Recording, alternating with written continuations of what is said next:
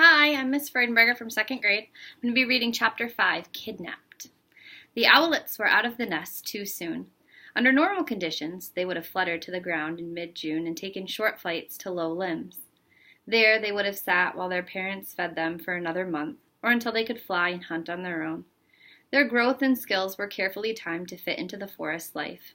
These young were off schedule. They were not even old enough to have developed the instinct to get off the ground. They just sat in the rain, wide-eyed and hungry.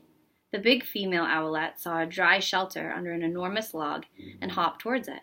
A pine marten saw her and leapt down from a limb. Owlet feathers burst into the air as the pine marten killed her. The male owlet wiggled under the arbutus leaves and sat still. Before daylight, he shook the rain from his wings, making just enough noise for his mother to locate him. She flew to the ground with a morsel of food in her beak. He reached for it, but she did not feed him. She hopped a few steps and dangled the food again. The owlet followed her until she lured him out of the flowers to the base of a rhododendron bush. She climbed up it and dangled the morsel. He climbed after her, using beak and claws. The mother owl moved higher. The owlet climbed higher. When she was under a cluster of big leaves on a low limb, she waited for him to join her and then fed him. The owlet closed his eyelids with their lashes of tiny, exquisite feathers. He was asleep as a fog rolled in and dampened the mosses and ferns. About 4 hours later, he heard his father's resounding voice through the vanishing fog. The owlet spread his stubby wings and flew. They could not keep him airborne, and he came down to earth in the arbutus garden.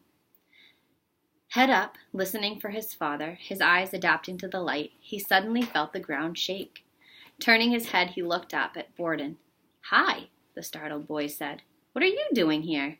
The owlet blinked and snapped his beak to warn the animal before him that he was predator and an owl.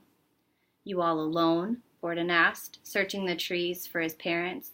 He knelt down and examined the fluffy white owlet before him. "You haven't got any spots," he said. "That's good. If you did, I would have to shoot you." The owlet sat and stared at Borden. "Aren't you afraid?" Borden asked, charmed by the owlet's bravery. He stroked the wet head. The bird looked at him fearlessly. Borden picked him up. "Now, what do I do with you?" he asked, and felt the breastbone of the little bird press against his hand. "Boy, are you skinny." The owlet turned his head upside down, the better to see Borden. Borden grinned. The owlet looked more like an elf than a bird. He suddenly wanted to take the little elf home. He examined the downy breast feathers carefully. "You're a barred owl," he said. "Barred owls don't have spots. They also have solid black eyes like yours. I'm going to call you Barty, the barred owl." Gently tucking the owlet in his shirt, he found his bike and left the forest.